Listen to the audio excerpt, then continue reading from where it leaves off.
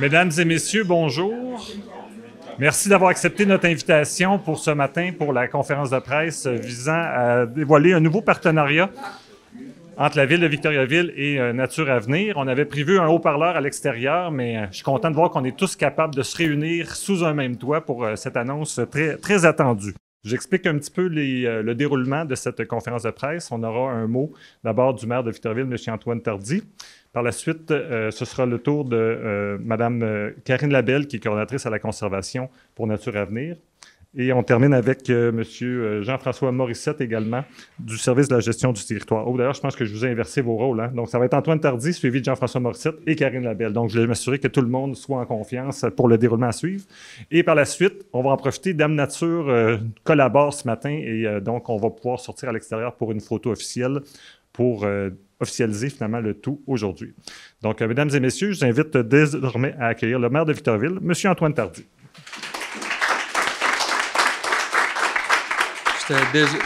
J'étais déjà là, pas trop loin, Charles. Merci d'avoir souligné correctement l'ensemble des partenaires. Content de vous voir en aussi grand nombre parce que c'est une annonce qu'on a hâte de faire depuis un bon bout de temps, qui est en droite ligne avec notre créneau comme ville, soit celui du développement durable, puis plus particulièrement la protection des milieux naturels. Donc, c'est ni plus ni moins qu'une annonce historique qu'on fait ce matin en venant tripler le nombre de milieux naturels qui seront protégés sur le territoire de Victoriaville par l'entremise de servitudes de conservation perpétuelle. Ça, ce que ça vient dire, c'est que peu importe le conseil municipal qui suivra ou les élus qui seront en place, avec les engagements qu'on prend ce matin, ce sera irrévocable que de revenir en arrière pour vouloir développer ces espaces naturels-là.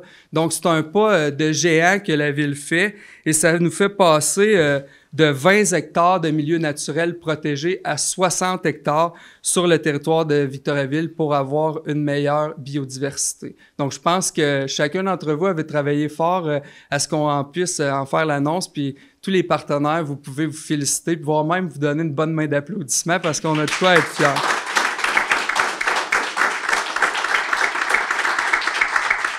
Et c'est ce qui m'amène à vous parler de Nature Avenir, puisqu'on a conclu un partenariat avec Nature Avenir, qui est un organisme de conservation reconnu à l'échelle de la région pour ses pratiques exemplaires en maintien, mais aussi en revalorisation de la biodiversité.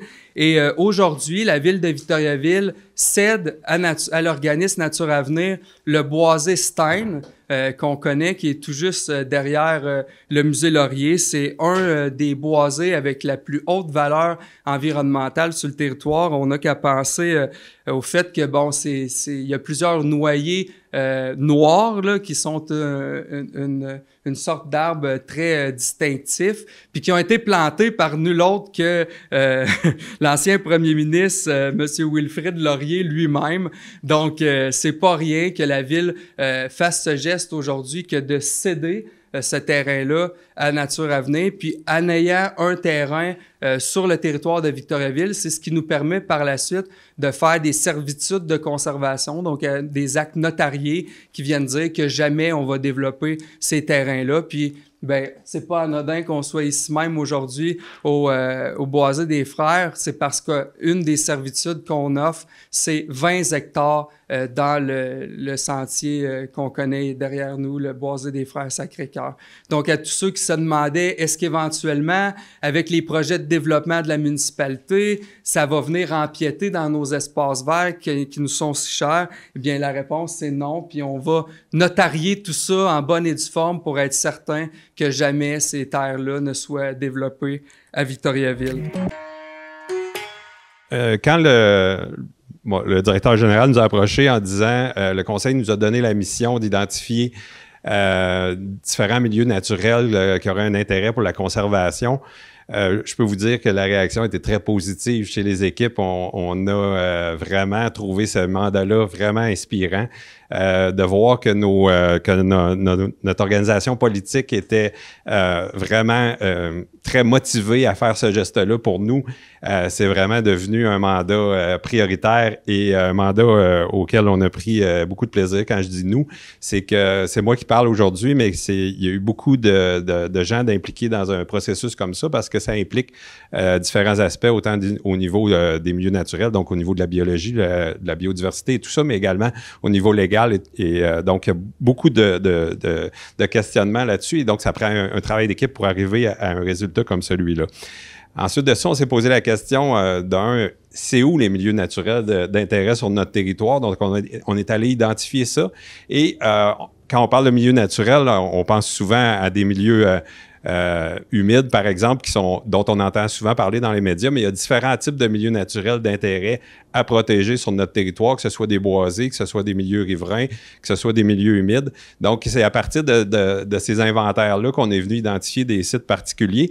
Et vous allez voir dans la liste, il y a différents types de sites là, qu'on a planifiés pour la protection.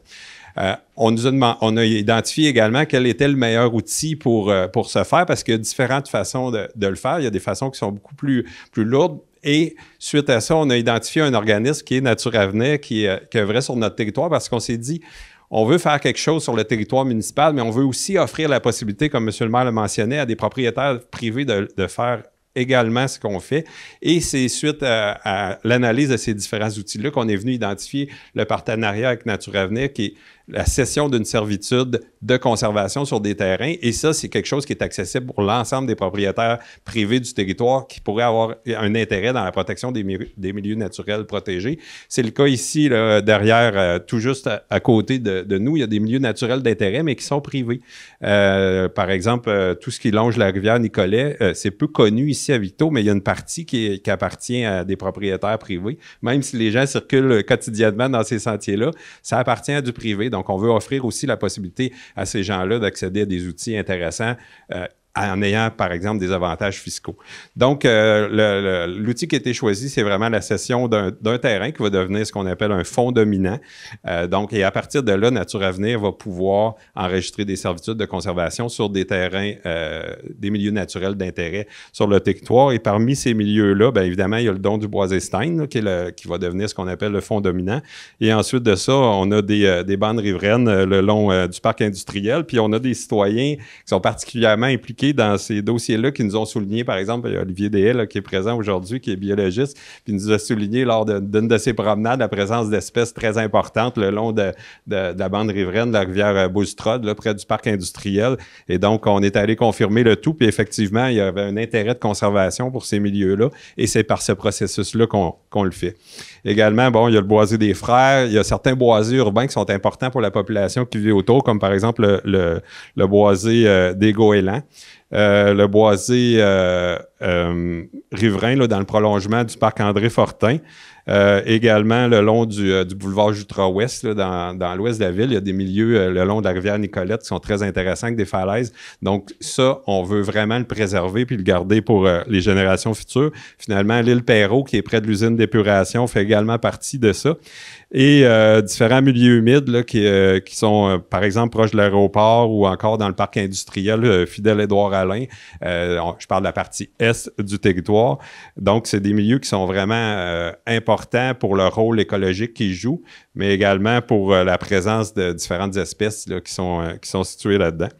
On est venu également identifier un milieu humide qui est derrière le parc colonial. Donc, ceux qui connaissent un peu le secteur colonial, il y a un parc là, qui a été aménagé par la ville, mais derrière ça, il y a une grande pointe. Puis éventuellement, si on pouvait conserver davantage de terrain dans le milieu privé qui est là, ça pourrait être un intérêt également pour le futur. Finalement, il y a un petit boisé ici qui est situé près de la rue Crochetière là, et du boulevard Jutra, là, qui est un milieu riverain de la rivière Gosselin qui va être également inclus dans ça. Et éventuellement, ben, on travaille à l'identification là, de différentes valeurs de biodiversité dans les autres milieux naturels de la ville, qu'ils soient privés ou publics. Je suis ici aujourd'hui pour vous présenter là, un peu plus en détail l'organisme de conservation Nature Avenir. Donc, l'organisme est issu en fait là, d'une concertation régionale qui a eu lieu en 2012, qui avait permis là, d'identifier le besoin de créer un organisme local de conservation inexistant jusqu'alors là, dans le centre du Québec. Donc, c'était le Conseil régional de l'environnement du centre du Québec, donc le CREC, qui avait pris en charge le mandat de créer un organisme résultant à la Fondation Nature Avenir en 2015. Donc, après maintenant 8 ans d'activité, Nature Avenir est fière de ses réalisations sur le territoire, des belles collaborations qui se sont développées avec les acteurs régionaux et, bien naturellement, là, de ces projets d'acquisition qui ont mené jusqu'à date à près de 430 hectares de terrains protégés jusqu'à maintenant. Donc, la mission de notre organisme, c'est la conservation des milieux naturels, principalement dans la région du centre du Québec. Nature Avenir est l'acteur incontournable en région pour la conservation légale des milieux naturels, par lequel la prise en charge de la protection du patrimoine naturel est effectuée par le propriétaire pour le bénéfice de la collectivité. À la suite des cibles qui ont été fixées par le gouvernement du Québec l'hiver dernier dans le cadre de la COP 15, le gouvernement a adopté des cibles de biodiversité à atteindre d'ici 2030. Parmi ces cibles-là, le gouvernement du Québec souhaite protéger 30 % de son territoire d'ici 2030. Donc, pour vous donner une référence, le registre des aires protégées comptait un peu plus de 2 % du territoire du centre du Québec en date du 31 mars 2030. En date du 31 mars dernier, donc 2023, pardon. Donc, vous comprendrez qu'il y a urgence d'agir si l'on souhaite atteindre cette cible du gouvernement. Pour conclure, là, nous sommes honorés que la Ville de Victoriaville souhaite développer un mécanisme innovant de conservation des milieux naturels des terrains municipaux avec notre organisme. Ce partenariat va nous permettre d'assurer la protection du patrimoine naturel victoriavillois à perpétuité, en plus de contribuer à soutenir là, directement la biodiversité, puis on vient lutter concrètement contre les changements climatiques.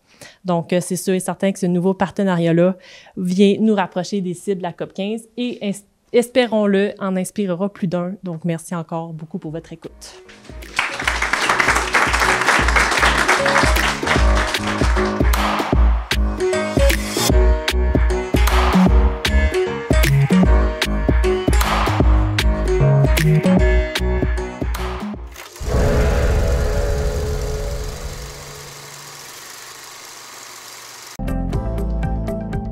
Les télévisions communautaires autonomes du Québec, ce sont les télévisions les plus importantes parce qu'elles sont proches de la communauté. On veut encourager des gens qui parlent de ce qui nous intéresse, mais aussi qui participent au développement local. Mais c'est fini le temps là, où on allait lire une affaire qui a été écrite avant hier au bout du monde. Non! Tu veux savoir ce qui se passe chez vous? Bien, ma télé préférée, c'est la télé autonome communautaire. C'est ici que ça se passe.